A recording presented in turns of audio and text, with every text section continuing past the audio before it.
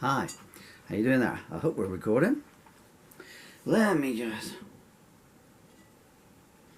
I don't have the most safest wheelchair in the world. Right, hello, how you doing there? I hope you can see me. There's no viewfinder on this camera. So, this is going to be what seems to be euphemistically and colloquially known as an unboxing video. Okay, I think I'm in the right place there. Put the brakes on the wheelchair. So, hi.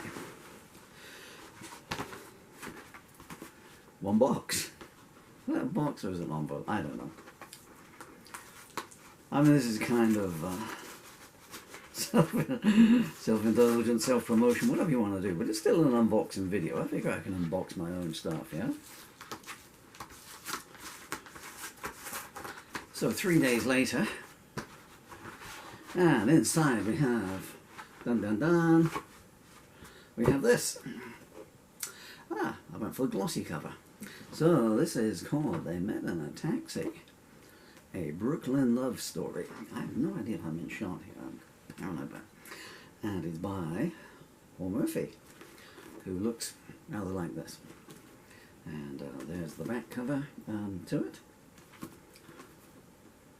I'm just doing this how I see other people do unboxing videos, so I hope that this is what you expect to see on these things. That's the side of it. I mean, the other three sides are pretty much what you would expect from a book, you know? But look at the width. Thank you. So, would you like to see the insides? Well, there's no point not showing you. So here's the insides. If I do this slow enough for long enough, you could read it, yeah? But then you wouldn't go and buy a copy, and that wouldn't be any good to me, or to me and my children. So I don't know if you notice this, but it's, okay, so it's, I do apologize for this. I've been waiting a long time to stop coughing, since about 1963, and it's not happening. Okay, what key shall I cough in next? Let's get a guitar and sing in the key of F sharp minor. So, I do apologize for this. I'm trying to be jocular, but I'm getting grumpy about my lungs now. Right, okay, we'll come to that in a minute. So, what colour's my face now? It's probably 15 Shades of Scarlet. A good title for a song, yeah, 15 Shades of Scarlet. Actually, I'm not entirely sure if you're close enough to be able to hear what I'm saying, because I haven't got the microphone plugged in. So, hello, how's your morning been? So, They Met in a Taxi, a Brooklyn love story by Paul Murphy, is a new novel by him. And it's a return to comedy. All people saying, well, you don't write funny books anymore. There's a reason for that. There's not much in my own particular place that is laughable, so this kind of combines. I've got my other books here. Oh yeah, so here we are. Whoa, well, it's heavy. So this is my previous novel, My Tale, A Ballad of Love. That's pretty chunky, yeah? That's 310,000 words written in rhyme. Listen to this.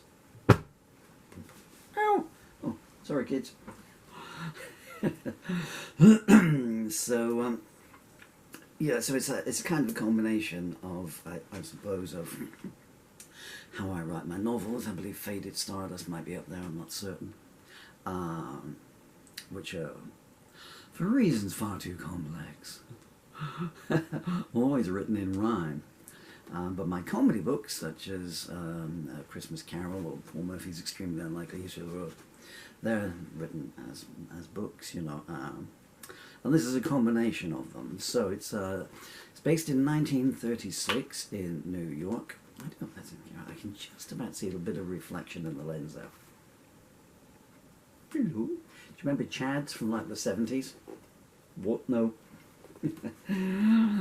So, yeah, it's set in 1936 in New York City, and it's about a couple. The female hero is 26 years old, and the male hero, no, 25. So Mary's 25 and Jimmy is 26.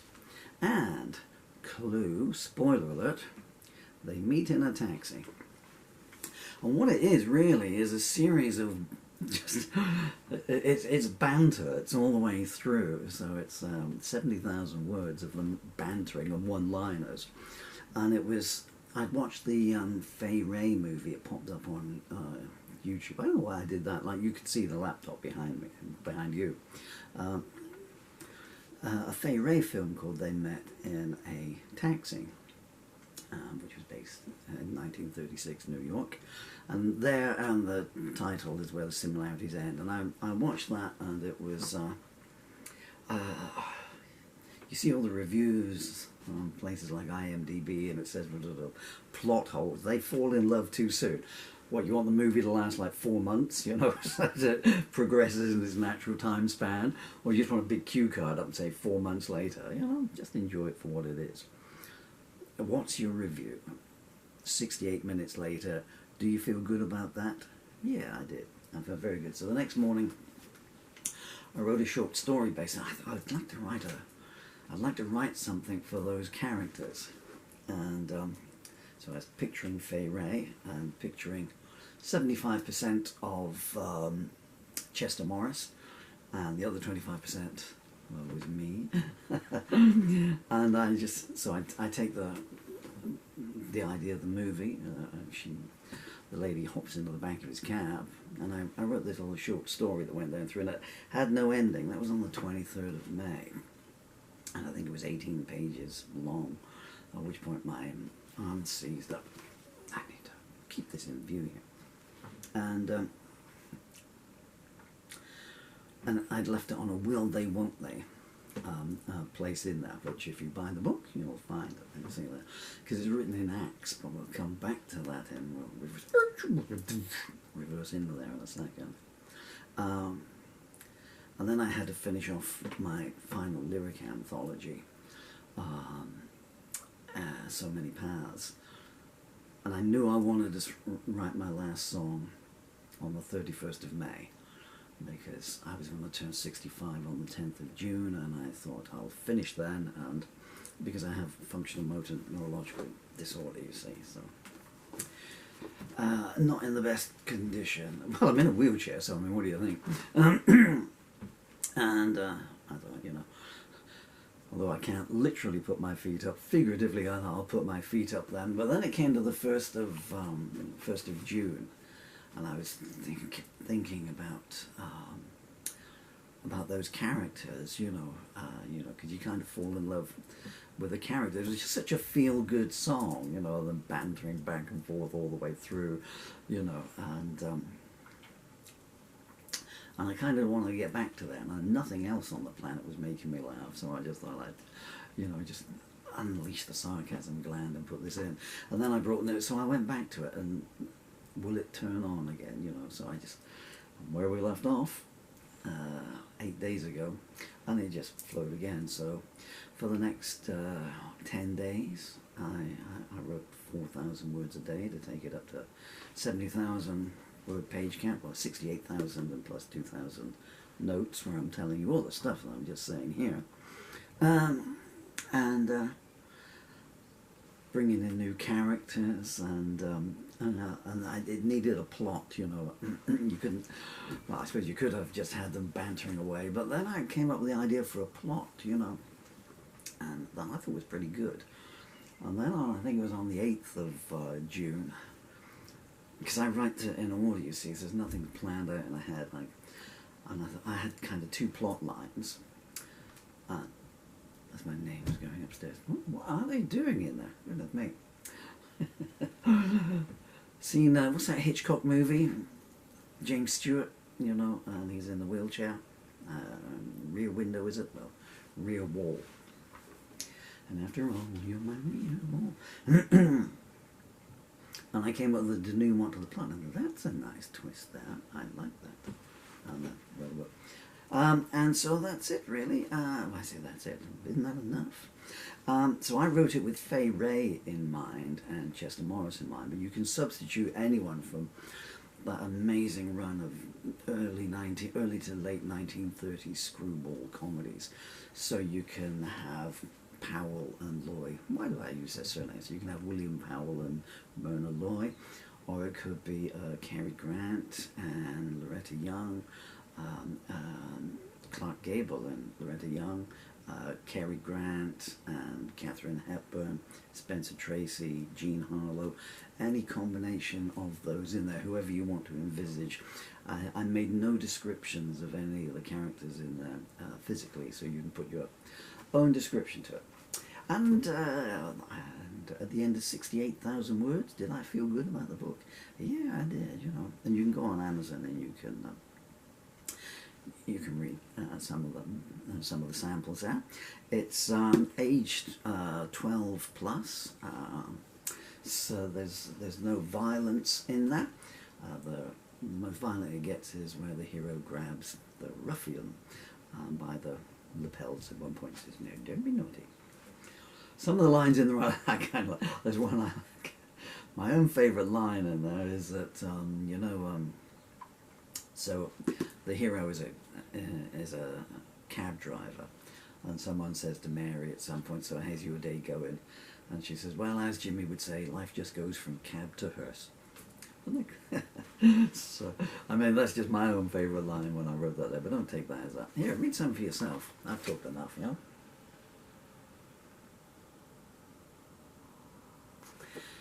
Can you hear a wood chipper going? I think it's my neighbour's going to do a Fargo situation, you know. He won't shut up, they just pop him in the wood chipper and spray him on the lawn. So, 68,000 words, many, many laughs. You had to come up with a joke, either at the most every 3 lines, you know, just to make life hard for yourself. So it was written entirely in rhyme. What I did do is I adjusted the tempo of the lines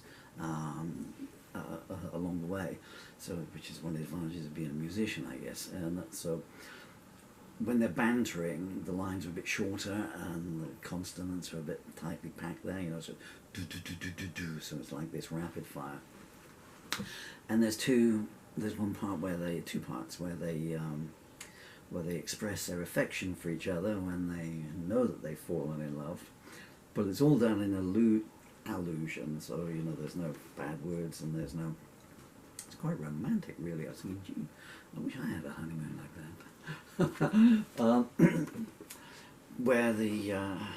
Where I stretched it out, so no, where I so the tempo goes slower there, you know, for the romantic bits where, you know, they've got the candlelight and they're talking about their futures and stuff like that. But then you had to keep coming back to use the jokes, like, you know, so, you know, Knuckles, so Knuckles says, "Mary, it was a pleasure to meet you." Knuckles, yeah? You're right. Mary, you're just out of sight. So that's it, really. So I could have just wrapped this up after about 2 minutes, but you've been so nice. I just wanted to talky to you. On a serious note now, D minor 7th, dun dun dun. Then the reason I'm doing a hard plug on this one is because I have functional motor neurological disorder, and as you can probably see, I have very little body left now. So this will certainly be my final ever novel, which is unfortunate because Stowaway's half finished, but I just can't type anymore. And I get nothing at all from the royalties to any of my books. All the royalties go to, I don't know if you can see the picture, but there's 2 very young and very marvellous and 2 absolutely stupendously wonderful young children out there, who I hope at some point when they grow up and are able to go shopping and go to Amazon and buy this, then they might say, well, you know what, we didn't know that guy, but he was quite funny. So, They Met in a Taxi, a Brooklyn love story by Paul Murphy, 68,000 words, written entirely in rhyme. You could make it a bedtime story to your spouse, couldn't you? Or your partner, if you were doing it. It's available on Amazon. We're very nearly at the end, thank goodness for that. I believe the paperback version is priced, it's in the £10 bracket. I think it's £10.99. I think they insisted I make it £10.99 because the royalty is like 57 pence on it. And I feel they thought, well, you know, in itself, you know, we're not even going to bother sending you an email saying you've sold some copies if we're only for 57 pence. I think they're just going to tunnel through the wall any second here. The hardback is a little bit more expensive. I think that's about $16.99. Again, that's because the royalty rate is, you know, so tiny. But the hardback edition does have some extra material in. It has some photographs of the original handwritten manuscripts. I don't know what that noise is. I do believe. Yeah. I do believe that I've got a chimney there and it's got a canopy on it and the sound is resonating down through, so I think either a couple of birds are having a punch up on the chimney up there, or I've got a very optimistic burglar who's trying to he's been dieting for 6 months to find his way in here. So it's available in paperback, it's available in hardback. There's a lot of laughs in it, there's a lot of romance in it. I think that the action bit is quite exciting. I myself would rate it a double thumbs up. I've been Paul Murphy, you've been you. Thank you so much for your time. I hope that this is in shot and you've just not been listening to a disembodied voice. But hey, that's what I am in reality these days in any case. Thank you so much. Bless you. And please, one fine thing on a serious note.